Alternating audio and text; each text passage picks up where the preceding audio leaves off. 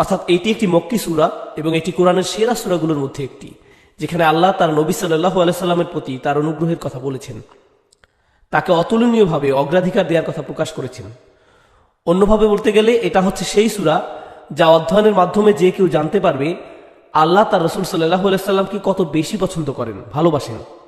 এই বিষয়টি সবচেয়ে সেরা সূরাগুলোর মধ্যে একটি। যদিও এই ব্যাপারে কখনোই এটা একমাত্র সূরা নয়, কিন্তু নিশ্চিতভাবেই এটা সেরা সূরাগুলোর মধ্যে একটি সূরা। ও আতাইহিল কাসীর লাহু ফিদ দুনিয়া ওয়াল আখিরাহ। আর তাছাড়া এই সূরায় বলা হয়েছে আল্লাহ তাকে শুধু দুনিয়াতেই নয় বরং আখিরাতেও প্রাচুর্য দান করেছেন। যখন আল্লাহ বলছেন ইন্না আতাইনাকাল কাউসার, যার সোজা অনুবাদ করলে অর্থ দাঁড়ায় নিশ্চয়ই আমরা আপনাকে কল্যাণময় আধিক্য বা প্রাচুর্য দান করেছি। এভাবে সচরাচর এটার অনুবাদ করা হয়। পরে আমরা এই সম্পর্কে ব্যাপক আলোচনা করব। ওয়াকামা ফি সাকিবি সুয়ার আল্লাতী ফিহা ইখবার বিআন্নী মিনাল্লাহি তাআলা আতি বিহায়াতি সূরা বিদ্দাওয়াতি লিশুকরি ওয়া ইবাদাতিল্লাহি তাআলা। এখানে তিনি খুবই গুরুত্বপূর্ণ একটা বিষয় উল্লেখ করেছেন। তিনি বলেন পূর্ববর্তী সূরাগুলোর সাথে এটা সামঞ্জস্যপূর্ণ। যেসব সূরা আল্লাহ শুরু করেছেন তার অনুগ্রহের কথা বলে আর শেষ করেছেন কোনো আদেশ বা উপদেশ দেওয়ার মাধ্যমে, হয় আল্লাহর কৃতজ্ঞতা প্রকাশের আদেশ অথবা ইবাদত করার আদেশ। যখন আল্লাহ তার কোনো অনুগ্রহের কথা প্রকাশ করেন তখন শেষে তিনি তার প্রতি কৃতজ্ঞতা প্রকাশ করার কথাও বলেন। যেমন আপনারা সেই বিখ্যাত সূরাটির কথা জানেন যেখানে আল্লাহ বলছেন আলাম ইয়াজিদিকা ইয়াতীমান ফাআওয়া ওয়া ওয়াজাদাকা দাল্লান ফাহাদা ওয়া ওয়াজাদাকা আইলান ফাআগনা। কিন্তু সূরাটি শেষ হয়েছে ওয়া আম্মা বিনিআমাতি রাব্বিকা ফাহাদ্দিস। তো এখানে আল্লাহর প্রতি কৃতজ্ঞতা প্রকাশ করার আহ্বান ছিল। এই বিষয়টা এই সূরা তো সামঞ্জস্যপূর্ণ, কারণ এই সূরাটিতেও অনুগ্রহের কথা বলার পরপরই একটি আহ্বান বা আদেশ করা হয়েছে ইন্না আতাইনাকাল কাউসার, এটা হলো উপহার। এরপর আহ্বানটা কি? ফাসাল্লি লিরাব্বিক, তোমার রবের ইবাদত করো, শুধুমাত্র তোমার রবের ইবাদত করো। ওয়াকাদ খাতিমাতিস সূরা বিযাম্মি ই'দাইর রাসূল, আর এই সূরাটি শেষ হয়েছে রাসূল সাল্লাল্লাহু আলাইহি সাল্লামের শত্রুদের নিন্দা করার মাধ্যমে। অবায়ানি আন্নাহুম হুমুল মাকতুউনা মিন কুল্লি খায়রিন ফিদ দুনিয়া ওয়াল আখিরাহ, আর এখানে বর্ণনা করা হচ্ছে যে এরা হচ্ছে তারাই যারা দুনিয়া ও আখিরাতের সমস্ত কল্যাণ থেকে বঞ্চিত হবে। তিনি এখানে কোন আয়াতের কথা বলেছেন? ইন্না শানিআকা হুয়াল আবতার। তিনি এই আয়াত সম্পর্কে কথাগুলো বলেছেন। আম্মার রাসূল সাল্লাল্লাহু আলাইহি ওয়াসাল্লাম ফাকাদ আল্লাহু তাআলা যাকারাহু ওয়া আতাহু ফিদ দুনিয়া ওয়াল আখিরাহ। রাসূল সাল্লাল্লাহু আলাইহি ওয়াসাল্লাম যার সম্পর্কে বলা হচ্ছে আল্লাহ তাকে এই পৃথিবীতেও সম্মানিত করেছেন এবং আখিরাতেও তাকে সম্মান দান করেছেন।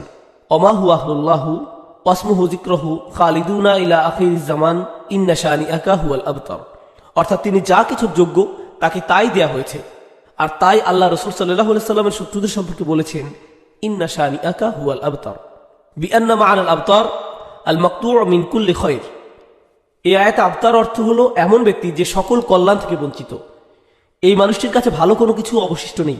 ইনশাআল্লাহ আমরা যখন এই আয়াতটি সম্পর্কে বিস্তারিত আলোচনা করব তখন বুঝতে পারবো কেন এই ভাষাটি এত শক্তিশালী।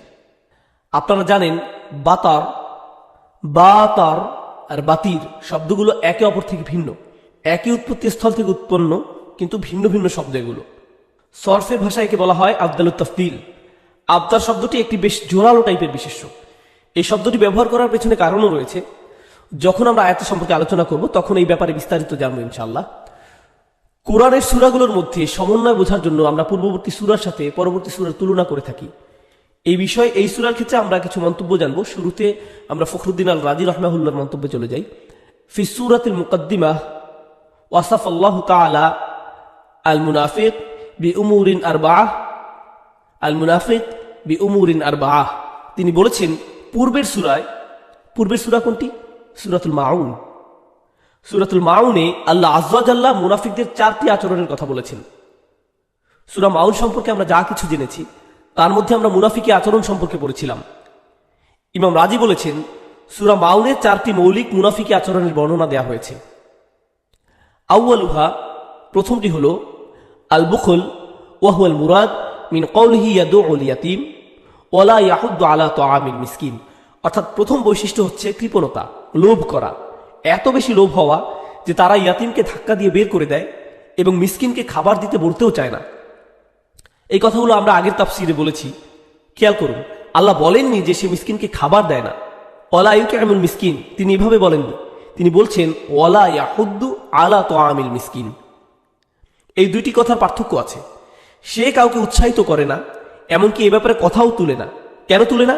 কারণ সে নিজে ধনী হয়ে যদি মিসকিনকে খাবার দেওয়ার কথা তুলে বা মানুষকে উৎসাহিত করে তাহলে মানুষ প্রথমে তাকে প্রশ্ন করবে, তুমি নিজে কি করেছ? এজন্য সে ভাবে, আমি যদি নিজে কিছু না বলি কেউ আমাকে কিছু বলতেও পারবে না। তাই সে এই বিষয়ে কোনো কথাই বলতে চায় না। আর এটাই হলো কৃপণতার সর্বোচ্চ ধরন। সে তার চারপাশে দারিদ্রতা দেখবে, অথচ সে একটি ভালো সামাজিক অবস্থানে থাকবে। কারণ এর আগের সূরাটি কুরাইশ নেতাদের উদ্দেশ্য করে নাজিল হয়েছে। তারা ভালো সামাজিক অবস্থানে থেকেও কিছু বলে না, যেহেতু এটা তাদেরকে উল্টো সমাজের কাছে ছোট করে। মানুষ তাদেরকে বলবে, তুমি এসব বলছো, তাহলে তুমি কেন নিজেই শুরু করছো না? তোমারই তো সবার আগে করা উচিত। যাই হোক, মুনাফিকের প্রথম আচরণ হলো আল বুখল। এবার দ্বিতীয়টায় আসি। ওয়াসানি তারকুস সালাহ ওয়া হুয়াল মুরাদ মিন কওলিহি। আর দ্বিতীয়টি হলো নামাজে উদাসীনতা। কথাটা পূর্বের সূরার কোন আয়াতে এসেছে? আল্লাযীনা হুম আন সালাতিহিম সাহুন। এই আয়াতে আল্লাহ আযযা ওয়া জাল্লা দ্বিতীয় আচরণটি উল্লেখ করেছেন। সাহওয়া শব্দের শাব্দিক অর্থ হলো কোনো বিষয়কে কম গুরুত্বপূর্ণ মনে করে ভুলে যাওয়া। তো তারা নামাজের চেয়ে অন্য কিছুকে বেশি গুরুত্ব দিয়ে নামাজের প্রতি উদাসীন থেকেছে। আল্লাহ আযযা ওয়া জাল্লা বলেননি আল্লাযীনা হুম আন সালাতিহিম তারিকুন, তিনি বলেননি তারিকুন, তিনি বলেছেন সাহুন।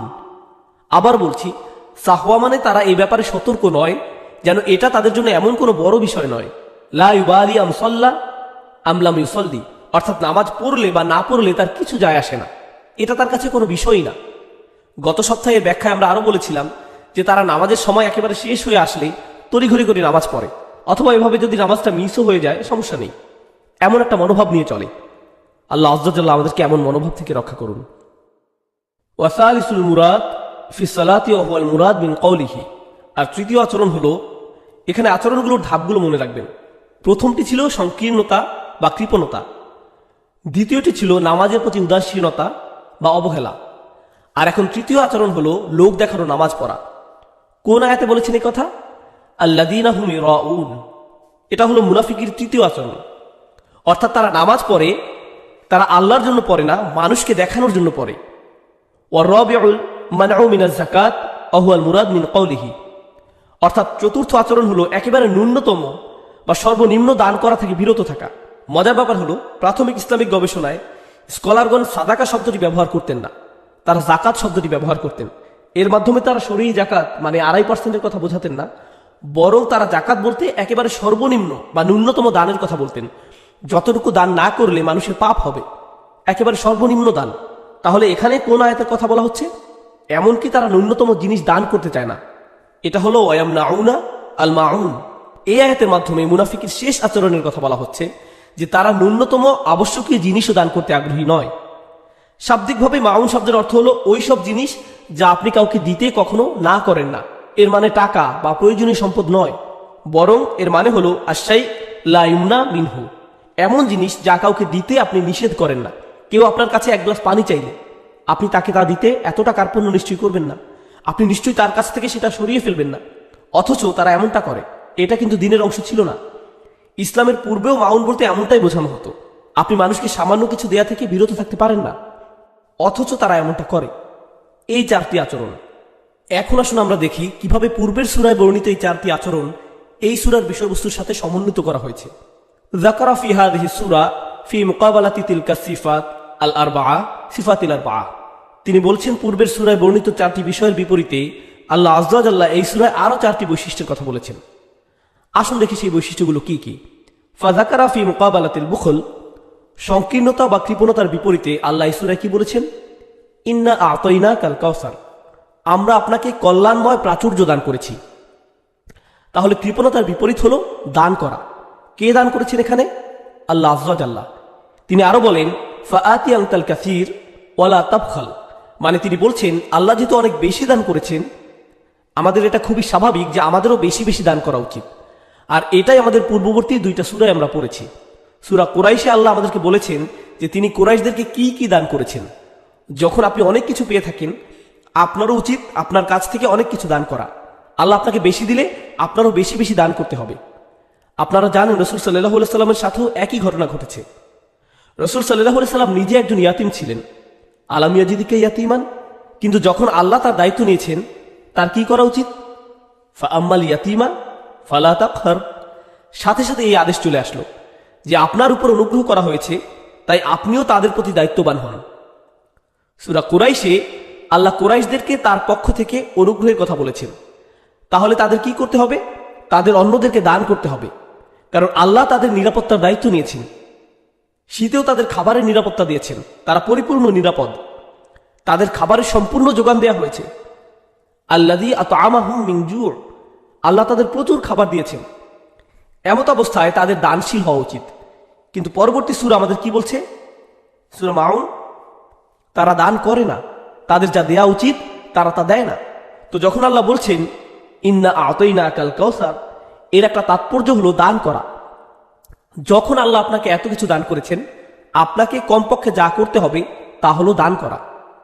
এখন ওয়াযাকারা ফি মুকাবালাতি আল্লাযীনা হুম আন সালাতিহিম সাহুন, অর্থাৎ পূর্বের সূরায় আল্লাহ যারা নামাজের প্রতি উদাসীন তাদের কথা বলেছেন। এর বিপরীতে এই সূরায় কি বলেছেন? ফাসাল্লি, ফি'ল আমর, নামাজ পড়ো। আইদুম আলা সলাহ, নামাজে নিয়মিত হও। যখন আল্লাহ আদেশ করেন তখন আপনার উদাসীন হলে চলবে না। আপনি শুধু এ কারণে নামাজ পড়বেন না যে নামাজ পড়া ভালো, এর অনেক উপকারিতা আছে, বরং আল্লাহ নির্দেশ দিয়েছেন বলে আপনি নামাজ পড়বেন। যখন তিনি কোনো আদেশ করেন, তিনি চান আমরা যেন নিয়মিত তার আদেশ পালন করি। তো এটা ছিল দ্বিতীয়টা। ওয়াযাকারা ফি মুকাবালাতি আল্লাযীনা হুম ইউরাউন। এখন তৃতীয় বিষয়টা মনে আছে? আগের সূরায় তিনি 4টি সমস্যার কথা বর্ণনা করেছেন: কৃপণতা, নামাজের প্রতি উদাসীনতা, এমনকি এটা ছেড়ে দেয়া।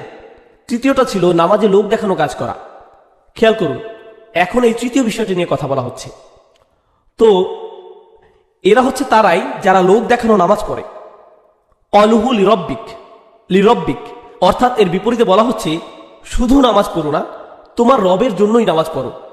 অন্য কথায় আপনার নামাজের উদ্দেশ্য শুধুমাত্র আল্লাহর জন্য হতে হবে, অন্য কারো উদ্দেশ্যে নয়। তাহলে এখানে মূল ব্যাপারটা হলো ইখলাস।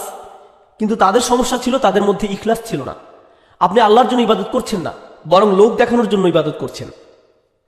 পরিশেষে ওয়াযাকারা ফি মুকাবালাতি ওয়া ইয়ামনাউনাল মাউন, মানে তারা একেবারে ন্যূনতম কিছু দান করা থেকেও বিরত থাকে। এই কথার বিপরীতে আল্লাহ এখানে বলছেন কুরবানি করো। প্রথম কথা হলো কুরবানি করতে হলে আপনাকে খরচ করতে হবে, কারণ কুরবানির পশু তো বিনামূল্যে পাওয়া যায় না, এটা কেনার জন্য আপনাকে টাকা খরচ করতে হবে। আবার কুরবানি করার পর মাংসের কিছু অংশ কি করতে হবে? দান করতে হবে। তাই এই পুরো কাজটা হলো আত্তাসাদ্দুক, অর্থাৎ যিনি কুরবানি করছেন তিনি এর মাধ্যমে আসলে সাদাকাই করছেন। ইমাম রাজি বলছেন ওয়া আরাদা বিহি আত্তাসাদ্দুক বিলাহমিল আদাহি, অর্থাৎ এই আয়াতে আল্লাহ আযজা ওয়া জাল্লা কুরবানি করা পশুর গোশত থেকে সাদাকা করার বিষয়ে পরোক্ষভাবে ইঙ্গিত করেছেন। ফাতুবিরা হাযিহিল মুনাসাবাতিল আজিবা, অতঃপর এইভাবে এই দুইটি সূরার মধ্যে অভাবনীয় সুন্দরভাবে সমন্বয় বোঝানো হয়েছে। তারপর আল্লাহ বলছেন ইন্না শানিআকা হুয়াল আবতার। তো সূরার শেষে শত্রুদের কথা, অর্থাৎ রাসূল সাল্লাল্লাহু আলাইহি সাল্লামের শত্রুদের কথা বলা হয়েছে, যারা নিশ্চিহ্ন হবে, যাদের বংশধররা স্থায়ী হবে না।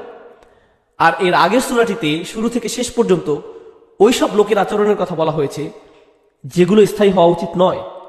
সমস্ত বর্ণনা ওই লোক সম্পর্কে যে কিনা আল আবতার, ওই লোকের বর্ণনা। তো দুইটি সূরার মধ্যে এভাবেও সমন্বয় আছে। এখন ইনশাআল্লাহ তাআলা আমরা প্রথম আয়াতের কিছু অংশ বোঝার চেষ্টা করব। আর আমি এখনই একের পর এক শব্দের ব্যাখ্যা যাব না, এটা আমরা পরে করব। এখন কেবল আল কাউসার শব্দটি দিয়ে শুরু করব। ইনশাআল্লাহ আজকের লেকচারের পরবর্তী অংশে আমরা আল কাউসার শব্দের ভাষাগত অর্থ, এর উৎপত্তি এবং তাৎপর্য সম্পর্কে বিস্তারিত জানব। এখন আমরা শুধু এটুকু বলবো যে এর অর্থ কল্যাণময় প্রাচুর্য, সীমাহীন নেয়ামত। সালাফদের মতে আল খায়রুল কাসীর। ইনশাআল্লাহ এই আলোচনা থেকে আমরা বুঝতে পারবো আল কাউসার শব্দটি কিভাবে অনেক কিছু অন্তর্ভুক্ত করে। আপনারা অনেকেই শুনেছেন যখন আল্লাহ আযজা ওয়া জাল্লা বলেছেন আমরা তোমাকে, অর্থাৎ রাসূল সাল্লাল্লাহু আলাইহি সাল্লামকে দান করেছি আল কাউসার হুয়াল হাউজ ফিল জান্নাহ, এটি জান্নাতের একটি নদ। আপনারা অনেকেই শুনেছেন যখন আল্লাহ আযজা ওয়া জাল্লা বলেছেন যে আমরা তোমাকে, অর্থাৎ রাসূল সাল্লাল্লাহু আলাইহি সাল্লামকে দান করেছি আল কাউসার হুয়াল হাউজ ফিল জান্নাহ, এটি জান্নাতের একটি নদ। আবার আল হাউজ ফিল মাওকিফ, অর্থাৎ আরও একটি নদ যেটা জান্নাতে প্রবেশের পূর্বে থাকবে, যা থেকে বিচার দিবসে বিশ্বাসীরা রাসূল সাল্লাল্লাহু আলাইহি সাল্লামের কাছ থেকে পানি পান করতে পারবে। তাহলে দুইটি নদ বোঝানো হচ্ছে, একটি হলো জান্নাতে প্রবেশের পূর্বে, আরেকটি জান্নাতে প্রবেশের পরে, মোট দুইটি নদ। অসংখ্য অসংখ্য প্রথম সারির তাফসিরের বর্ণনায় আল কাউসারের ব্যাখ্যায় এই দুইটি নদের কথা এসেছে। যদিও আমরা এখানে একটু ভিন্ন দৃষ্টিকোণ থেকে শুরু করতে যাচ্ছি, কিন্তু শেষে আমরা বুঝতে পারবো এখানে মূলত কোনো অসঙ্গতি নেই, প্রথম সারির স্কলারগণ তাদের মৌলিক বর্ণনাগুলোতে আল কাউসার তথা এই সীমাহীন নিয়ামতকে কেবল জান্নাতের মধ্যকার নদ এবং জান্নাতে প্রবেশের পূর্বের নদের মধ্যে সীমাবদ্ধ রাখেননি, বরং সেখানে আরো অনেক নিয়ামতের কথা বলা হয়েছে। তাই আমি উল্লেখযোগ্য নিয়ামতগুলোর একটা লিস্ট দিয়ে শুরু করতে যাচ্ছি। বিখ্যাত তাফসীরকারকদের একজন ইমাম ফখরুদ্দিন আল রাজি তার ফাতহুল কাবীর গ্রন্থে পূর্ববর্তী কয়েকটি সূরায় বর্ণিত রাসূল সাল্লাল্লাহু আলাইহি সাল্লামের প্রতি আল্লাহর অনুগ্রহের একটি তালিকা তৈরি করেছেন। তিনি এগুলোর একটা লিস্ট করেছেন। এখানে আমি এই লিস্ট থেকে কিছু অংশ আপনাদের সাথে শেয়ার করব, যাতে আপনারা বুঝতে পারেন আগের আলেমগণ কত গভীরভাবে উপলব্ধি করে কোরআন অধ্যয়ন করতেন। শুরু করা যাক। ইমাম রাজি বলছেন, প্রথমে আল্লাহ বলেন, মা ওয়াদ্দা আকা রব্বুকা ওয়া মা ক্বালা। আল্লাহ আযজা জাল্লা তার নবী সাল্লাল্লাহু আলাইহি সাল্লামকে বলছেন, তিনি তাকে পরিত্যাগ করেননি, তিনি তাকে বিদায় জানাননি। তাওদিয়া আমরা বলি না, উইদা, আল উইদা, এটা আরবি শব্দ। তো তিনি আপনাকে ছেড়ে যাননি এবং তিনি অসন্তুষ্টও নন। এই আয়াতটি রাসূল সাল্লাল্লাহু আলাইহি সাল্লামের জন্য একটি উপহার। আরবি ভাষ্যটা এমন হবার কথা ছিল, মা ওয়াদ্দা আকা রব্বুকা ওয়া মা ক্বালা।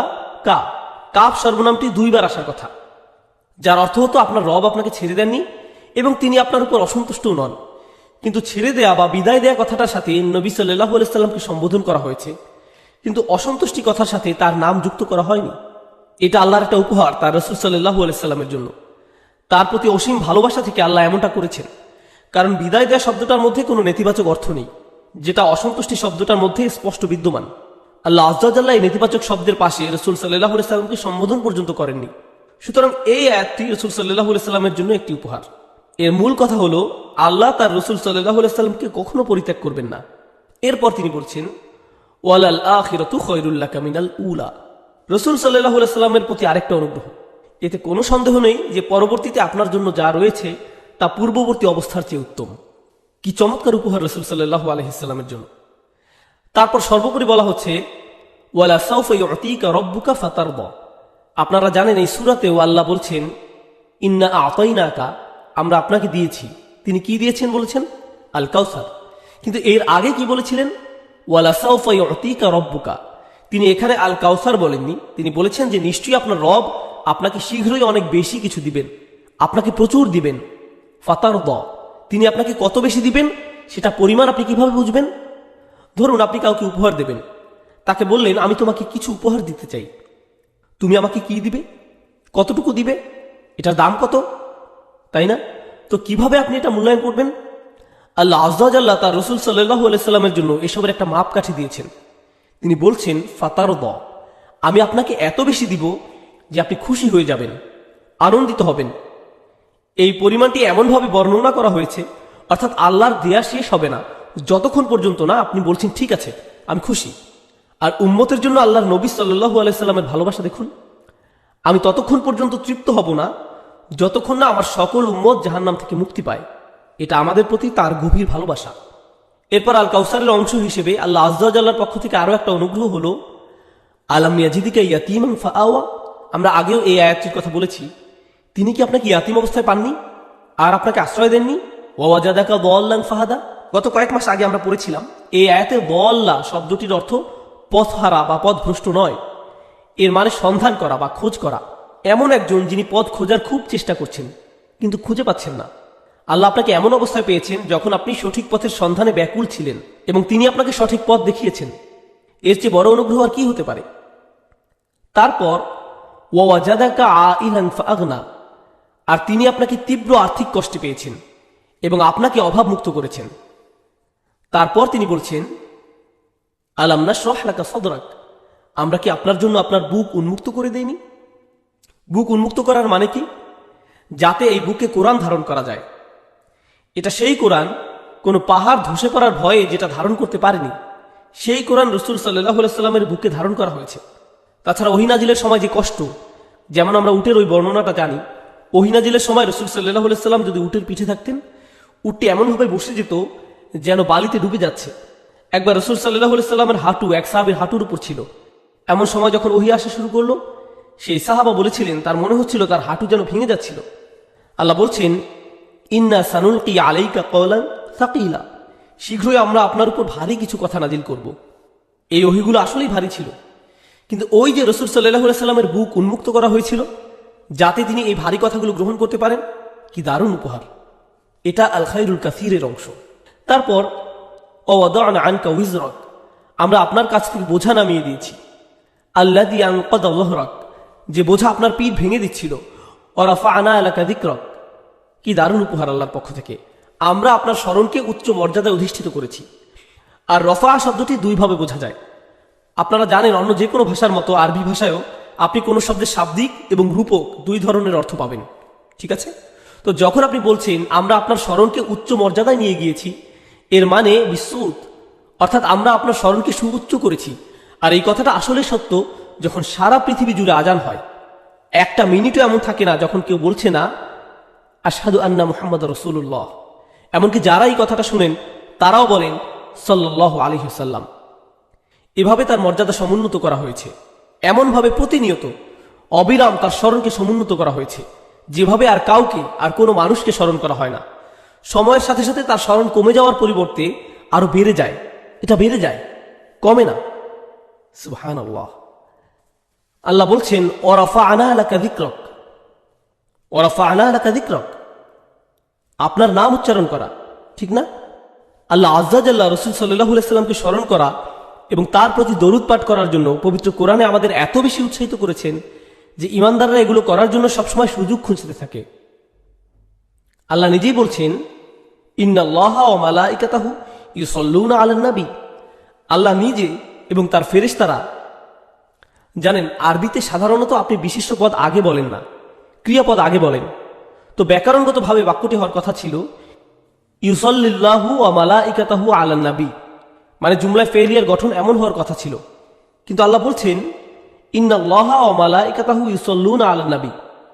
কোনো সন্দেহ নেই, এমনকি আল্লাহ নিজে এবং তার ফেরেশতাগণ আল্লাহর নবীর প্রতি সালাওয়াত পেশ করছেন সাল্লাল্লাহু আলাইহি ওয়াসাল্লাম।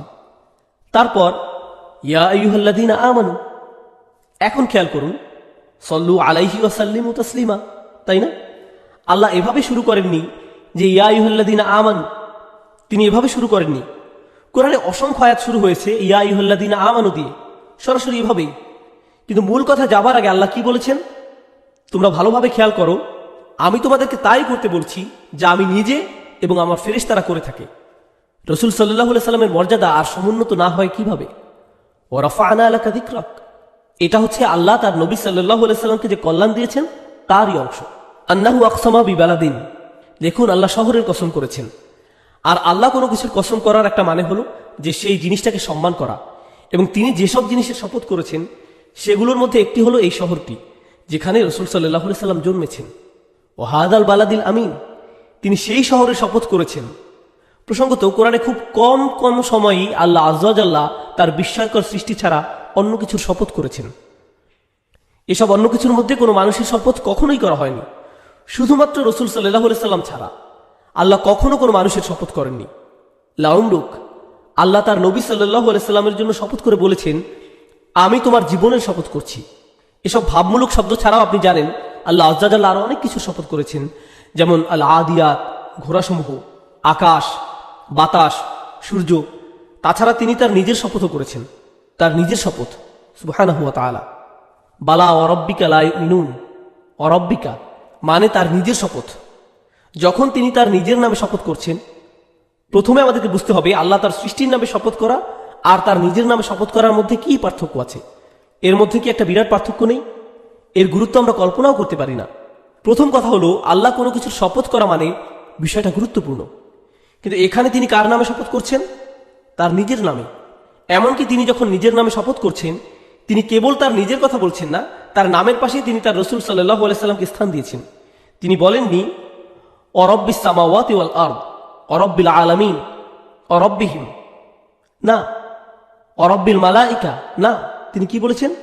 ও রব্বিকা ইয়া মুহাম্মদ, আমি শপথ করছি আপনার রবের নামে। তো এমনকি যখন তিনি নিজের নামে শপথ করেছেন তিনি তার রাসূল সাল্লাল্লাহু আলাইহি সাল্লামকে সম্মানিত করেছেন।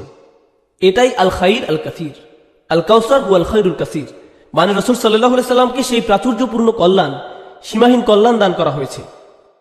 এরপর আল্লাহ বলছেন তার পক্ষ থেকে তার রাসূল সাল্লাল্লাহু আলাইহি সাল্লামের জন্য এত বেশি পুরস্কার রয়েছে যে বলা হচ্ছে ওয়া ইন্না লাকা লা আজরান গায়রা মামনুন, ওয়া ইন্নাকা লাকা লা আজরান গায়রা মামনুন, আপনার জন্য এত বেশি পুরস্কার রয়েছে যা গুণে শেষ করা যাবে না, এর কোনো শেষ নেই, কোনো সীমা নেই। এটা এমন একটা কথা যা আল্লাহ বিশেষভাবে তার নবী সাল্লাল্লাহু আলাইহি সাল্লামকে বলেছেন, এবং তিনি তার নবী সাল্লাল্লাহু আলাইহি সাল্লামকে এত বেশি ভালোবাসেন যে একই পুরস্কার তিনি ইমানদারদের জন্য ঘোষণা করেছেন, ইল্লাল্লাযীনা আমানু ওয়া আমিলুস সলিহাতি ফালাহুম আজরুন গায়রু মামনুন। তার নবী সাল্লাল্লাহু আলাইহি সাল্লামের প্রতি ভালোবাসার কারণে তিনি তাদের জন্য একই পুরস্কার রেখেছেন। এরপর আল্লাহ আযজা ওয়া জাল্লা এমনকি ওহী শুরু করেছেন তার নবী সাল্লাল্লাহু আলাইহি সাল্লামকে মর্যাদা দেওয়ার মাধ্যমে, এমনকি তখনও তাকে সম্মানিত করা হয়েছে। ইকরা বিইসমি রাব্বিকাল্লাযী খলাক। আবার সেই একই সূরা আলাকে যে কেউ নবী সাল্লাল্লাহু আলাইহি সাল্লামের বিরুদ্ধে কথা বলেছে, বা তাকে ভয় দেখানোর চেষ্টা করেছে, বা তাকে আতঙ্কিত করার জন্য হুমকি দেওয়ার চেষ্টা করেছে, এখানে আবু জাহলকে উদ্দেশ্য করে বলা হয়েছে ফালিয়াদউ নাদিয়া, তাকে তার বাহিনীকে ডেকে আনতে দিন, সে তার দলবল নিয়ে আসুক। সানাদউ জাবানিয়া, আমরাও আমাদের সৈন্যদের ডাকব। শাব্দিকভাবে জাবানিয়া অর্থ পুলিশ, নিরাপত্তা বাহিনী। আল্লাহ বলছেন আমরা আমাদের সৈন্যবাহিনীদেরকে ডাকবো, সে তার দলবল নিয়ে আসুক। আল্লাহ তার রাসূল সাল্লাল্লাহু আলাইহি সাল্লামকে সাহায্য করার জন্য, সুরক্ষা দেবার জন্য এগিয়ে এসেছেন। আন্নাহু খাসাহু বিল কুরবাতি তাম্মাহ, আর আল্লাহ তার নবী সাল্লাল্লাহু আলাইহি সাল্লামের জন্য এমন এক বিশেষ রকম ঘনিষ্ঠতা নির্ধারণ করেছেন যা আর কারোর জন্য করেননি। কোন আয়াতে বলেছেন ওয়াসজুদ ওয়াকতারিব, সিজদা করুন আর আমার নৈকট্য লাভ করুন। এটা রাসূল সাল্লাল্লাহু আলাইহি সাল্লামকে বিশেষভাবে দেওয়া হয়েছে। তো এগুলো ছিল আল্লাহর পক্ষ থেকে উপহার। ইন্না আতাইনাকা হাযিহিল মানাকিব। আমরা এতক্ষণ যে আয়াতগুলো পড়লাম এগুলো বর্ণনা করার পরে ইমাম রাজি কি বলেছেন, ইন্না আতাইনাকা হাযিহিল মানাকিব মুতাকাসিরাহ আল মাযকুরা ফি সুওয়ারিহিল মুতাকাদ্দিমাহ আল্লাতী কুল্লু ওয়াহিদিন মিনহা। এখন খেয়াল করুন এটা এমন যেন আল্লাহ বলছেন কোরআনে এই সূরার পূর্ববর্তী সূরাগুলোতে আমি আপনাকে যে নিয়ামতগুলোর বর্ণনা দিয়েছি এদের প্রত্যেকটাই আযামু মিন মুলকিদ দুনিয়া বিহাযাল ফারিহা, এগুলোর এক একটি সারা পৃথিবী ও এর সমস্ত ধন সম্পদ ও ঐশ্বর্যের চেয়েও বেশি মূল্যবান। ফাস্তাগিল আনতা বিইবাদাতি হাযার রব, অতঃপর আপনি এই রবের দাসত্ব এবং ইবাদতে নিজেকে ব্যস্ত রাখুন। সুবহানাল্লাহ। ইমাম রাজি বলছেন যে আল্লাহ এভাবে এটাকে ফাসল্লি লিরাব্বিকা ওয়ানহারের সাথে যুক্ত করেছেন। আমরা প্রথম আয়াতে আছি এবং এর কিছু শব্দ ব্যাখ্যা করেছি। এখন আমরা শব্দে শব্দে সূরাটি জানব এবং খায়রের আরো কিছু দিক নিয়ে আলোচনা করব। তারপর আমরা ইমাম রাজির যে বক্তব্য জেনেছি তা পূর্ববর্তী অন্যান্য স্কলারদের বক্তব্যের সাথে সংযুক্ত করব। ইন্না আতাইনাকাল কাউসার, আতা ইউতি ইআতাআন, এই সূরার প্রথম ক্রিয়াপদ ইআতা। আরবিতে আরো একটা শব্দ আছে আতা, মানে কোনো কিছু দেয়া, আর এটা হচ্ছে ইআতা, এটাও কোনো কিছু দেয়া বোঝায়। আরো একটা শব্দ আছে ওয়াহাবা, যেমন রব্বানা হাবলানা। কখনো কখনো আমরা বলি রব্বানা আতিনা, তাই না? আমরা বলি রব্বানা আতিনা, হে আল্লাহ আমায় দান করুন। আবার কখনো কখনো আমরা বলি রব্বানা হাবলানা, আমাদেরকে দান করুন। তো এটাও দান করা। তাহলে একই অর্থে ওয়াহাব আছে, ইতা আছে, ইআতা আছে। এগুলোর মধ্যে পার্থক্য কি? আরবি হিবা অথবা ওয়াহাবা মানে উপহার দেয়া, কোনো ছোটখাটো উপহার নয়, অনেক বড় উপহার। যখন আমরা স্ত্রী ও সন্তানদের কাছ থেকে প্রশান্তি লাভ করার জন্য আল্লাহর কাছে চাই, এটা কোনো ছোট উপহার নয়, এটা একটা বড় উপহার। যারা তাদের স্ত্রী পরিবার নিয়ে খুশি থাকেন তারা অনেক সৌভাগ্যবান, কারণ বেশিরভাগ মানুষ পরিবারের সাথে থাকেন কিন্তু তাদের সাথে খুশি নন। তাই যখন তারা এটা পান, এটা কোনো ছোট উপহার নয়, এটা বিশাল উপহার, তাই না? হাবলানা মিন আজওয়াজিনা ওয়া যুররিয়াতিনা কুররাতা আয়ুন, এটা সূরা ফুরকানে এসেছে। আরবিতে আতা শব্দের অর্থ দেয়া। মূলত এই দেয়াটা একেবারেই দিয়ে দেয়া নয়। অন্যভাবে বলতে গেলে আপনি কাউকে কিছু দিচ্ছেন কিন্তু এর সাথে কিছু দায় দায়িত্বও দিচ্ছেন, অথবা আপনি যা দিয়েছেন তা আপনি আবার ফিরিয়ে নিতে পারেন। যেমন তুতিল মুলকা মান তাশা, ঠিক আছে? তুতিল মুলকা মান তাশা। আবার তানজিউল মুলকা মিম্মান তাশা, আপনি যাকে ইচ্ছা দান করেন আবার যার কাছ থেকে ইচ্ছা কেড়ে নেন। এটা কি সম্ভব যে আল্লাহ যাকে ইচ্ছা দেন আবার ঠিক তার কাছ থেকেই কেড়ে নিতে পারেন? হ্যাঁ, সম্ভব। এটাই ইতা। তাহলে ইতা শব্দের একটা পরিভাষা হলো কাউকে কোনো কিছু দেয়া যেটা আবার ফিরিয়ে নেওয়া যায়। আবার আরেকটা পরিভাষা হলো দায়িত্ব দিয়ে কোনো কিছু দেয়া।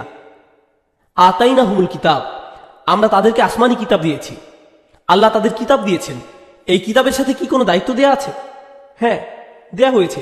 তাহলে যখন কোনো কিছু দেয়ার সাথে দায়িত্ব যোগ করা হয় অথবা এমন কিছু দেয়া যা আবার ফিরিয়ে নেওয়া যায়, তখন ইতা ব্যবহার করা হয়।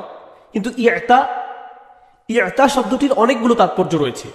এগুলোর একটি হলো আরবি ভাষায় প্রতিটি শব্দের মূল অক্ষর রয়েছে। অনেক সময় এই মূল অক্ষরগুলোর ধারা অদল বদল করে অন্য শব্দ গঠন করা হয় এবং সেই শব্দগুলোর অর্থের মধ্যে একটা সম্পর্ক থাকে।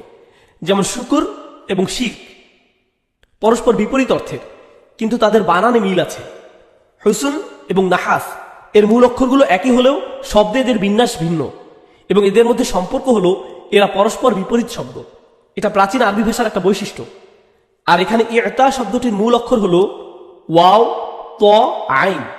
আবার তাওউন শব্দটির মূল অক্ষর মানে একই মূল অক্ষর, শুধু ভিন্নভাবে সাজানো। এখান থেকে আমরা ইতআন শব্দটি পাই, যার অর্থ মেনে চলা, অনুসরণ করা, কারো আদেশ মন দিয়ে শোনা। অন্যভাবে বলতে গেলে ইয়তা মানে এমন কিছু দেয়া যখন আপনি কারো আনুগত্যে বা কর্তব্য পরায়ণতায় বেশ খুশি হয়েছেন। এটা হচ্ছে ইতা থেকে ইয়তা এর একটা অংশ। ইতা এর জন্য আপনি ইয়তা দিয়ে থাকেন। অন্য কথায় যখন আল্লাহ বলছেন আতাইনাকা, এর অর্থ হলো যেভাবে রাসূল সাল্লাল্লাহু আলাইহি সাল্লাম আল্লাহর আদেশগুলো পালন করেন এতে আল্লাহ খুবই সন্তুষ্ট তার উপর এবং এই সন্তুষ্টি থেকেই তিনি তাকে দান করেছেন। তবে এই দেয়াটা প্রত্যাশিত ছিল না, খুবই গুরুত্বপূর্ণ বিষয়। কখনো কখনো আপনি কারো আদেশ পালন করেন এবং এর ফলে তারা আপনাকে কিছু না কিছু দেন। যেমন আপনার চাকরি, আপনি আপনার বসের আদেশ মেনে চলেন এবং এর জন্য মাস শেষে আপনি বেতন পাচ্ছেন। এটাকে বলে আজর। এটা ইয়তা না। ইয়তা হলো আপনি কারোর জন্য কিছু করেছেন কোনো রকম প্রত্যাশা ছাড়া এবং আপনি যার জন্য করেছেন তিনি আপনার উপর এত খুশি হয়েছেন যে আপনার প্রত্যাশার বাইরে আপনাকে কিছু দিয়েছেন। এটা ইয়তা এর একটা অর্থ। শব্দটি আবার আরো উত্তম বা বড় কিছুকেও বোঝায়। এটা ছোটখাটো কোনো জিনিসের জন্য ব্যবহার হয় না, শুধুমাত্র বড় কিছু বোঝানোর জন্য ব্যবহার হয়। এটা ছোট কোনো ব্যাপার নয়, অনেক বড় ব্যাপার। পরিশেষে ইয়তা শব্দের মাধ্যমে এমন অনুগ্রহকে বোঝায় যার কোনো তুলনা হয় না এবং এটা এমন কিছু যা ফিরিয়ে নেওয়া হয় না এবং এর সাথে অন্য কোনো শর্ত বা কর্তব্য জুড়ে দেওয়া হয় না। মোট কথা, একবার আপনাকে দেয়া হয়েছে মানে এটা উপভোগ করুন। উপভোগ করুন, এটা আপনাকে উপভোগের জন্যই দেয়া হয়েছে এবং এর সাথে অন্য কোনো কর্তব্য জুড়ে দেওয়া হয়নি। তো যখন আল্লাহ আযজা ওয়া জাল্লা বলছেন আল কাউসার, এই উপহারগুলো উপভোগ করুন, এগুলো আপনার জন্য সাল্লাল্লাহু আলাইহি সাল্লাম, যা আমি ফিরিয়ে নেব না, তাহলে এগুলো ছিল ইয়তা এর অর্থ। এখন আমরা যদি শব্দটির ক্রিয়ার কাল সম্পর্কে চিন্তা করি, আতাইনা, আল্লাহ বলেননি ইন্না সানুতি। যেমন অন্য আয়াতে আমরা পেয়েছি ইন্না সানুলকি আলাইকা কওলান সাকিলা। সানুলকি এটা ভবিষ্যৎকাল নির্দেশক বর্তমান, যেটা ভবিষ্যৎকাল বোঝায়। আমরা শীঘ্রই আপনাকে দান করব। কিন্তু এখানে তিনি বলেছেন ইন্না আতাইনা, কোনো সন্দেহ নেই আমরা ইতিমধ্যে আপনাকে দিয়েছি, অতীতকাল। এখন প্রাচীন আরবি বা কোরআনের আরবি ভাষার বা তৎকালীন আরবি ভাষার অতীতকাল আর ইংরেজি বা স্প্যানিশ বা জার্মান ভাষার অতীতকাল সম্পর্কে আমাদের ধারণা ভিন্ন। এদের মধ্যে পার্থক্য রয়েছে।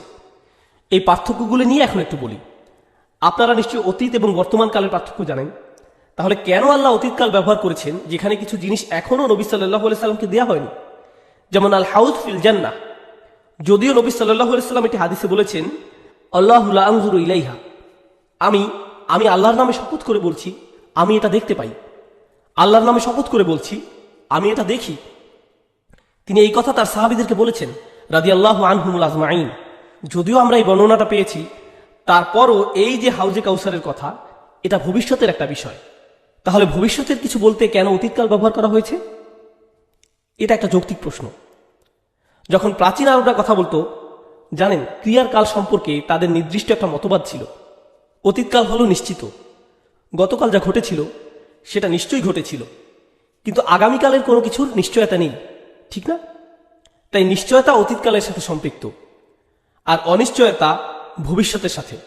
আর আপনি যদি ভবিষ্যতের কোনো কথা বলতে চান যেটা একেবারেই নিশ্চিত, যাতে কোনো সন্দেহ নেই, যা হবেই হবে, এরকম কোনো কিছু যার ব্যাপারে আপনি একেবারেই নিশ্চিত, তখন আপনি অতীতকাল ব্যবহার করে কথাটা বলবেন।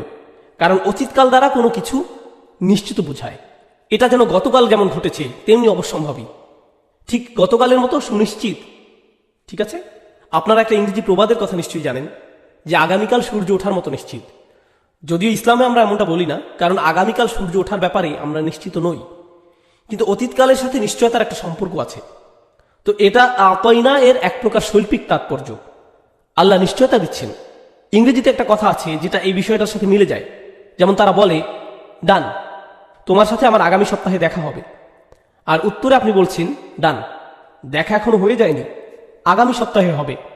আর আপনি বলছেন ডান, মানসিকভাবে আপনি এতটাই নিশ্চিত দেখা হওয়ার ব্যাপারে যেন কাজটা হয়ে গিয়েছে।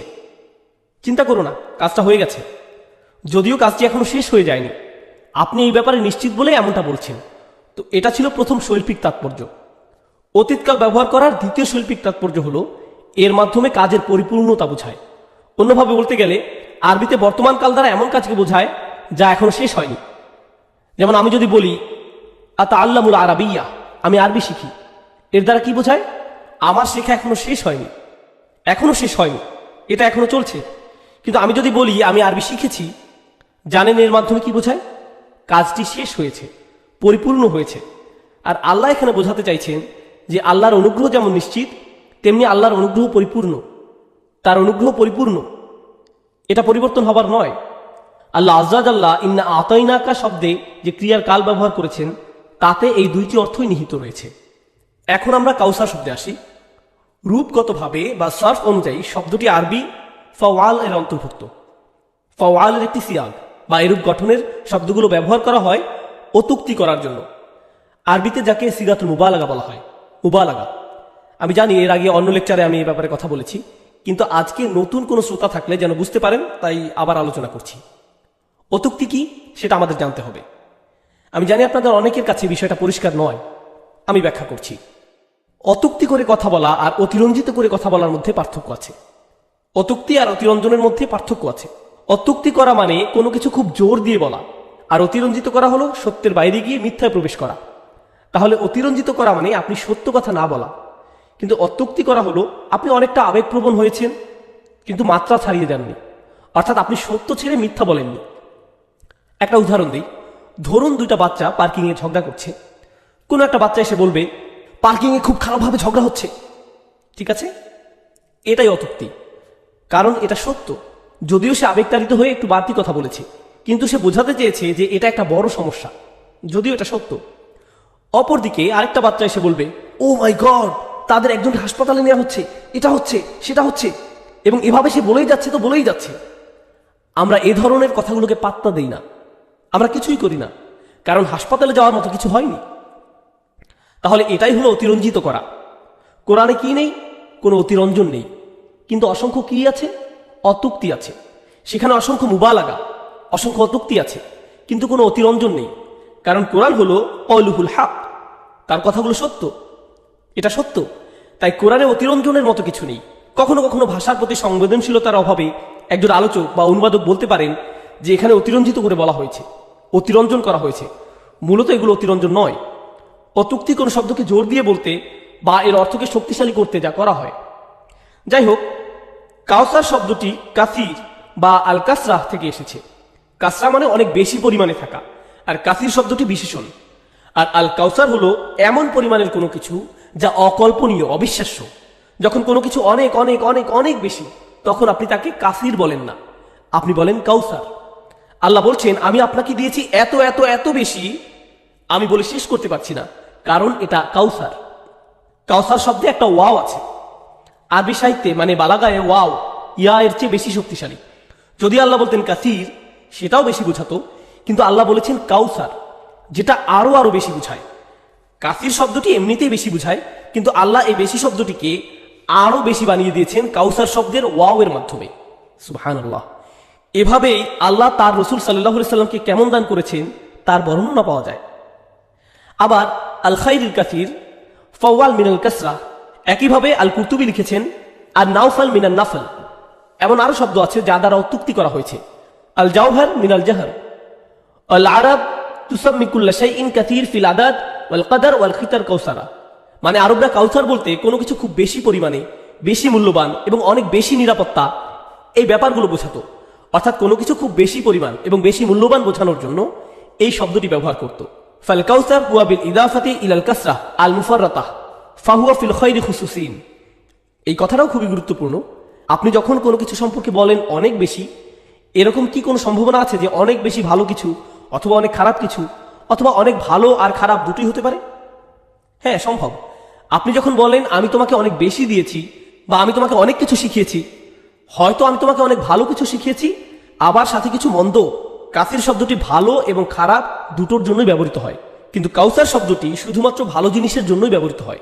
এটা মুতাখাসসাস, মানে বিশেষভাবে শুধুমাত্র ভালো জিনিসের ক্ষেত্রে ব্যবহৃত হয়। এর মাধ্যমে আয়াতটি পরিপূর্ণতা পেয়েছে, যেমনটি আল্লাহ বলছেন ইন্না আতাইনা কাল কাউসার, অর্থাৎ আল্লাহ তাকে যা কিছু দান করেছেন তার সবকিছুই অবিশ্বাস্য রকমের ভালো এবং তিনি তাকে অধিক পরিমাণে দিয়েছেন সাল্লাল্লাহু আলাইহি সাল্লাম। ও আইন্দামা গরিফাল কাউসার বিত তারিফ, এটাও বেশ গুরুত্বপূর্ণ। এখানে একটা আল আছে, ইন্না আতাইনাকা আল কাউসার। আল কাউসার এখন আরবি ভাষার একটা বৈশিষ্ট্য হচ্ছে, যখন আপনি বলেন ইন্না আতাইনাকা কাউসারান, এর মাধ্যমে অনেক কিছুকে ইঙ্গিত করা হয়, কিন্তু যদি আপনি কোনো কিছুর সাথে আল যোগ করেন তাহলে এর একটা ব্যাখ্যা হলো এর মাধ্যমে কেবল একটা জিনিসকে নির্দিষ্ট করে বলা হচ্ছে। তাই কারো কারো মতে যেহেতু এখানে আল কাউসার এসেছে, তাই এর মাধ্যমে শুধু জান্নাতের নদের কথাই বলা হয়েছে, অন্য কিছু নয়। এর প্রমাণ হচ্ছে আল। তারা বলছেন আল হলো প্রমাণ, যেটা কেবল একটা জিনিসকে নির্দেশ করে, এবং সেই একটা জিনিস যেটা আমরা আসারে পাই তা হলো আল হাউজ ফিল জান্নাহ আও আল হাউজ ফিল মাওকিফ। শুধুমাত্র এই জিনিসটা ইঙ্গিত করা হচ্ছে। কিন্তু ওয়ালাউ ক্বালা কাউসার লাম্মা দাখালা আন-নাহার ফীহি লাকিন্নাল হারফ আল মাওসুফ আফাদ আল ইতলাক ওয়া জামা কুল্লু খাইর। আরবিতে আপনি যখন বিশেষণ দ্বারা কোনো কিছু নির্দেশ করেন, যেমনটা ইংরেজিতে বা বাংলায় বিশেষণ আছে, তো যখন আপনি বিশেষণ বলেন, কোনো বিশেষ উল্লেখ করেন না, তখন সেই বিশেষণ দ্বারা অনেক কিছু বোঝানো হয়। আল থাকলেও যখন আল্লাহ বলছেন অনেক কিছু, প্রচুর পরিমাণে, অধিক পরিমাণে, এগুলো কি বিশেষ্য নাকি বিশেষণ? প্রচুর, অধিক, এগুলো বিশেষণ। যেহেতু আল্লাহ বিশেষণ ব্যবহার করেছেন এবং এর জন্য কোনো বিশেষ্য উল্লেখ করেননি, বলেননি বিশেষণটা কোন বিশেষ্যের, তিনি বলেননি আল হাউজ আল কাউসার, আল হাউজ আল কাউসার। এভাবে বিশেষ্য উল্লেখ না করার ফলে এই আয়াতে আরো অনেক সম্ভাবনার দুয়ার এবং এগুলোর গ্রহণযোগ্যতার দুয়ার খুলে গিয়েছে। এটা আল্লাহ আযজা ওয়া জাল্লার অসীম দানের একটা অংশ, যে তিনি তার রাসূল সাল্লাল্লাহু আলাইহি সাল্লামকে যা দান করেছেন তার কোনো সীমা নির্ধারণ করেননি। আল কাউসারের ভাষাগত দিক ব্যাখ্যা করার জন্য আরো দুইটা রেফারেন্স দিব। প্রাচীন একটা কবিতা আছে যেটা আরবের ইতিহাসের একজন বৃদ্ধা মহিলা সম্পর্কে, যার ছেলে ভ্রমণে বেরিয়েছে, আর আরবের ছেলেরা ভ্রমণে বের হতো ব্যবসা করতে এবং ধন সম্পদ নিয়ে ফিরে আসতো। তো ছেলে ফিরে আসার পর মাকে জিজ্ঞেস করা হলো, বিমা আবাবনুক, তোমার ছেলে ফেরার সময় কি নিয়ে এসেছে? তিনি কি উত্তর দিলেন? সে নিয়ে এসেছে বিকাউসারিন, আই মানে বিমা লিকাসিরিন, সে অনেক বেশি কিছু নিয়ে এসেছে, অনেক সম্পদ নিয়ে এসেছে। প্রথমত তিনি খুবই খুশি তার ছেলে ফিরে আসার কারণে, আবার তিনি আরো খুশি কারণ সে প্রচুর সম্পদ নিয়ে ফিরেছে, তাই না? এভাবে ইসলামের পূর্বেও কাউসার শব্দটি ব্যবহার করা হতো। ওয়া আনতা, এটাও একটা কবিতা, ওয়া আনতা কাসিরুন ইয়া আবনা মারওয়ান তাইয়িবুন, তুমি চারিত্রিকভাবে খুবই ভালো হে ইবনে মারওয়ান। কবি এখানে ইবনে মারওয়ান নামের একজন যুবকের প্রশংসা করছেন, কিন্তু তারপর তিনি বলছেন তোমার বাবা অসাধারণ ছিলেন। তুমিও ঠিক আছো, কিন্তু তোমার বাবা অসাধারণ ছিলেন। তিনি তার বাবা সম্পর্কে কি বলছেন জানেন? ওয়াকানা আবুকা ইবনে আকাইল কাউসারা, কিন্তু তোমার বাবা ইবনে আকাইল হলেন কাউসার। তুমি তয়্যিব, খুব ভালো, কিন্তু সে চমৎকার, সে কাউসার। তিনি যা বলতে চাইছেন যে তোমাকে তোমার বাবার মতো হতে হবে। আমি তোমার প্রতি মুগ্ধ, তবে অতটা মুগ্ধ নই। তাহলে তিনি এখানে তয়্যিবকে কাউসারের সাথে তুলনা করছেন, মানে তার বাবা খুবই ভালো ছিলেন। আল কাউসার সম্পর্কে সবশেষ কথা বলবো, মূলত দুইটা কথা বলবো, যেহেতু আমাদের হাতে আরো কিছুটা সময় আছে, ইনশাআল্লাহ তাআলা সময়ের মধ্যেই শেষ করব। ইন্না শব্দটি আমরা এই সম্পর্কে এখনো আলোচনা করিনি। আমরা আতাইনা সম্পর্কে বলেছি, আল কাউসার সম্পর্কে বলেছি, ইন্না সম্পর্কে বলিনি। এই ইন্না ছাড়াও আরবি ব্যাকরণ অনুযায়ী বাক্যটি পূর্ণ অর্থ প্রকাশ করে। আপনি বলতে পারেন আতাইনা কাল কাউসার, আমরা আপনাকে কাউসার দান করেছি, এতটুকুতেই বাক্যটি পূর্ণ হয়েছে। আবার আমরা শব্দটি ইতোমধ্যেই বাক্যটিতে রয়েছে, কারণ আতা শব্দের সাথে না শব্দটি আছে, সেটাই ফাইল, এর অর্থ আমরা। কিন্তু যখন আমরা বলি ইন্না, এর শেষে আমরা কথাটি আছে, আতাইনা, এখানে আবারও আমরা শব্দটি এসেছে। এখন আপনি যদি শব্দে শব্দে অনুবাদ করেন, নিশ্চয়ই আমরা আপনাকে দান করেছি আল কাউসার, এটা হলো শব্দে শব্দে অনুবাদ। আর আরবরা এভাবেই কথা বলে থাকে। কিছু উদাহরণ দেই। কথা বলার সময় যখন কেউ নিজের কথা দুইবার উল্লেখ করে, যেমন আমি এর ব্যবহার বহন করেছি, বুঝতে পারছেন আমি কি বলতে চাইছি? আমি তোমাকে চাকরি দিয়েছি, আমি আমার কথা দুইবার বলেছি কেন? এর মাধ্যমে একজনকে এমন কিছু মনে করিয়ে দিচ্ছি যা সে ভুলে গিয়েছে, এটা একটা বিষয়। আবার দ্বিতীয় বিষয়টা হলো যাকে আরবিতে ইহতিমাম বলে, অর্থাৎ কোনো কিছু জোর দিয়ে বলার জন্য এমনটা করা হয়। আর এখানে আল্লাহ আযজা ওয়া জাল্লা তার পক্ষ থেকে দান করার বিষয়টার উপর জোর দিচ্ছেন, আমি দিয়েছি, এতে কোনো সন্দেহ নেই। ইন্না শব্দটিও গুরুত্বপূর্ণ। এখানে তিনি নাহনু আতাইনা কাল কাউসার বলতে পারতেন, কিন্তু এখানে বলা হয়েছে ইন্না, যেটা হরফে তাওকীদ। হরফে তাওকীদের কাজ হলো সন্দেহ দূর করা। বেশিরভাগ বর্ণনা মতে এই সূরাটি মাক্কি সূরা, যদিও অনেক বর্ণনায়, এমনকি সহিহ মুসলিমের বর্ণনায় এই সূরাকে মাদানী সূরা বলা হয়েছে। এই দার্সের শেষ দিকে আমরা এই দুটি মতামতকে একত্রিত করব। যখন কোনো সূরা সম্পর্কে অনেকগুলো মতামত পাওয়া যায়, কারো কারো মতে এটা মক্কি সূরা, আবার কারো মতে এটা মাদানী, বিশেষ করে এরকম ছোট সূরার ক্ষেত্রে যেটা হয়তো একসাথে নাজিল হয়েছে, তাহলে কিভাবে এটা কখন নাজিল হয়েছে এই ব্যাপারে ভিন্ন মত থাকতে পারে। আমরা বুঝতে চেষ্টা করব যে কেন এই ভিন্ন মতগুলো এসেছে এবং কিভাবে এগুলো সমাধান করা যায় ইনশাআল্লাহ তাআলা। এটা একটা ভালো সুযোগ এগুলো বোঝার জন্য, বিশেষ করে এই সূরাটি একটা ভালো সুযোগ। যাই হোক, ইন্না শব্দটি এখানে সন্দেহ দূর করতে ব্যবহার করা হয়েছে। মূলত উম্মার ইজমা, অর্থাৎ বেশিরভাগ বর্ণনা মতে এটা মাক্কি সূরা। আপনি মুসহাফেও একে মাক্কি সূরা হিসেবে পাবেন। তো যদি আপনি একে মাক্কি সূরা হিসেবে নেন, তাহলে আপনি বুঝতে পারবেন যে সেই সময় রাসূল সাল্লাল্লাহু আলাইহি সাল্লাম এমন কিছু মানুষের মধ্যে থাকতেন যারা তার জন্য অপমানজনক, অমর্যাদাপূর্ণ আর যন্ত্রণাদায়ক ছিল। তারা বারবার রাসূল সাল্লাল্লাহু আলাইহি সাল্লামের কাছে যা কিছু ছিল না সেগুলো বলে বেড়াতো, যা কিছু তার কাছে ছিল না। আপনারা জানেন আবু লাহাব, সে ছিল আল্লাহ রাসূল সাল্লাল্লাহু আলাইহি সাল্লামের প্রতিবেশী, লাআনাহুল্লাহি আলাইহি, তার উপর আল্লাহর অভিশাপ বর্ষিত হোক। সে ছিল রাসূল সাল্লাল্লাহু আলাইহি সাল্লামের প্রতিবেশী। রাসূল সাল্লাল্লাহু আলাইহি সাল্লামের প্রথম ছেলে কাসিম রাদিয়াল্লাহু তাআলা আনহু যখন মারা গেলেন, তার আরো একজন ছেলে ছিলেন, তার নাম কি ছিল? আব্দুল্লাহ রাদিয়াল্লাহু আনহু। সাথে আরো 4 জন মেয়ে ছিলেন, তাই না? তো যখন আব্দুল্লাহ একদিন মারা গেলেন রাদিয়াল্লাহু আনহু, জানেন প্রথম দিকে কে খবর পেয়েছিল? আবু লাহাব। সে তো চরম খুশি। একজন মানুষ কতটা জঘন্য হলে একটা বাচ্চার মৃত্যুতে খুশি হয়? এমনকি আপনার শত্রুর বাচ্চা মারা গেলেও আপনার অন্তর তার জন্য বিগলিত হতো। কতটা নোংরা হতে পারে এই মানুষটা! মানবিকতা থেকে কিভাবে বিচ্ছিন্ন হয়ে গেছে সে, যার ফলে সে উৎসবে মেতে উঠেছে। নেচে নেচে বাড়ি থেকে বের হয়ে ঘোষণা দিয়েছে, ও মুহাম্মদ, তার নাম নিশানা মুছে যাবে, বা তারা মুহাম্মাদুন, সে খুব সহজেই নিশ্চিহ্ন হয়ে যাবে, তার আর কোনো ছেলে বেঁচে নেই। মোট কথা, তারা রাসূল সাল্লাল্লাহু আলাইহি সাল্লামের যা কিছু নেই তা নিয়ে বড়াই করত। তারা তার আর্থিক কষ্ট নিয়ে কথা বলতো, তারা তার সমর্থনের অভাব নিয়েও কথা বলতো। অন্যভাবে বলতে গেলে তিনি ইয়াতিম ছিলেন। কিভাবে এই কোরআন নাজিল হলো না? আলা রাজুলিন মিনাল ক্বরিয়াতাইনিল আযীম, কিভাবে এই কোরআন 2 গোত্রের কোনো একজন নেতার উপর নাজিল হলো না? কিভাবে আমরা তার কথা মানতে পারি? তারা সব সময় আল্লাহ রাসূলের কাছে যা নেই তা নিয়ে কথা বলতে থাকতো। আর আল্লাহ সূরাটি শুরু করেছেন এই বলে যে, না, আপনার যা নেই তা নিয়ে চিন্তা করবেন না, আমি আপনাকে প্রাচুর্য দিয়েছি, আমরা দিয়েছি, এতে কোনো সন্দেহ নেই। কখনো এই ব্যাপারে সন্দেহ করবেন না, কখনো না। এবং এই সূরা যারা শুনে তারাও যেন এই ব্যাপারে সন্দেহ না করে যে আপনাকে তাদের কল্পনার বাইরে প্রাচুর্য দেয়া হয়েছে। আল কাউসার আমরাই আপনাকে দিয়েছি কোনো রকম শর্ত ছাড়া, এবং আমরা আপনাকে দিয়েছি অনেক অনেক অনেক বেশি, যা কল্পনা করা যায় না। সুবহানাল্লাহ! কিভাবে এই আয়াতটি এর শুরু এবং শেষের মধ্যে পার্থক্য করেছে এবং কিভাবে এটা রাসূলুল্লাহ সাল্লাল্লাহু আলাইহি সাল্লামকে সান্ত্বনা দিয়েছে। আপনারা জানেন, যখন কেউ আপনাকে মন্দ কিছু বলে, তখন আপনাকে সান্ত্বনা দেওয়ার জন্য কাউকে প্রয়োজন হয়, যে আপনাকে বলবে, ঠিক আছে, চিন্তা করো না, এভাবে ভেঙে পড়ো না। যদিও আপনি এই কথাগুলো জানেন, তারপরও কারো কাছ থেকে যখন শুনেন, আপনার মনে হয়, হ্যাঁ, তুমি ঠিকই বলেছ, ধন্যবাদ, তুমি আমাকে সাহায্য করেছ। রাসূল সাল্লাল্লাহু আলাইহি সাল্লামকে সান্ত্বনা দিতে কে এসেছেন? তাকে সমবেদনা জানাতে কে এসেছেন? আল্লাহ এসেছেন। কোরআনে আল্লাহর পক্ষ থেকে রাসূল সাল্লাল্লাহু আলাইহি সাল্লামের জন্য এটা একটা উপহার। তিনি তার রাসূল সাল্লাল্লাহু আলাইহি সাল্লামকে সাহায্য করেছেন।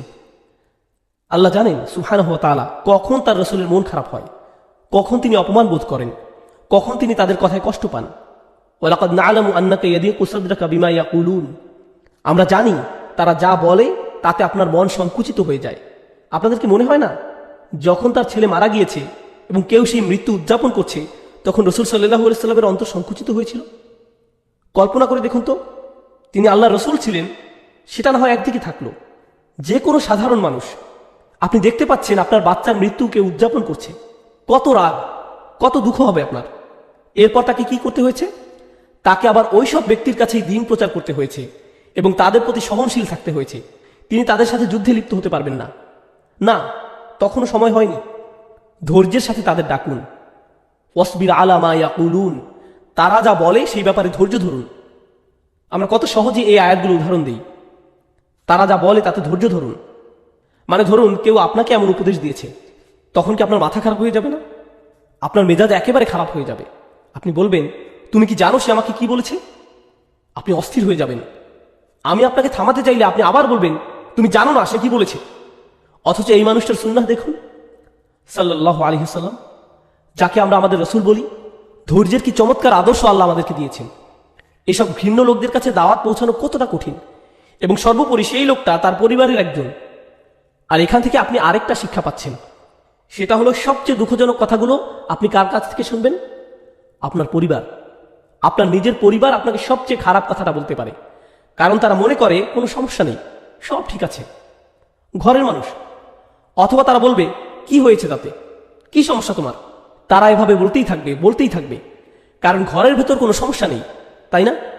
বাইরের কেউ বললে হয়তো ঝগড়া লেগে যেত, কিন্তু আপনার ঘরে আপনার চাচা সারাদিন বলতে থাকে, ঠিক যেমন রসুল সাল্লাল্লাহু আলাইহি সাল্লামের চাচার মতো। তার উপর আল্লাহর অভিশাপ বর্ষিত হোক। চলুন শেষ করা যাক। ইউজাদ আল আমরান আয়াতের ইন্না শব্দটিতে দুইটি ব্যাপার আছে। আল ইখতিসাস, একান্তভাবে, মানে কেবল আমরাই আপনাকে আল কাউসার দান করেছি। যেহেতু আমরাই দিয়েছি, তাই কেবল আমরাই এটা ফিরিয়ে নিতে পারি। কিন্তু আমরা আপনাকে ইতা দিয়েছি, ইতা নয়, তাই আমরা ফিরিয়ে নেব না, এবং অন্য কেউ তা ফিরিয়ে নিতে পারবে না। তারা মনে করে তারা আপনার কাছ থেকে কিছু নিয়ে যাচ্ছে, অথচ তারা কিছুই পায় না। ইন্না আতাইনাকা, এটাই আল ইখতিসাস। দ্বিতীয়টা হলো ফাল ইহতিমাম, আল্লাহ তার রসুল সাল্লাল্লাহু আলাইহি সাল্লামকে যা দান করেছেন সেই ব্যাপারে জোর দেয়াটাই আল ইহতিমাম। আহাম্মা শাই, তিনি এগুলো জোর দিয়েছেন। এই যে আল্লাহর পক্ষ থেকে দিয়েছেন কথাটা তাওকীদ ইন্না দিয়ে শুরু হয়েছে, এর মাধ্যমে রসুল সাল্লাল্লাহু আলাইহি সাল্লামের প্রতি বিশেষ সম্মান দেওয়া হয়েছে। এখানে আমরা আয়াতের শুধুমাত্র ভাষাগত দিকটা দেখছি। প্রথম আয়াতে আল্লাহ তার রসুল সাল্লাল্লাহু আলাইহি সাল্লামকে যা দিয়েছেন সে ব্যাপারে কত ব্যাপকভাবে বলেছেন। এই ব্যাপকতায় আমরা যেন হারিয়ে গিয়েছি।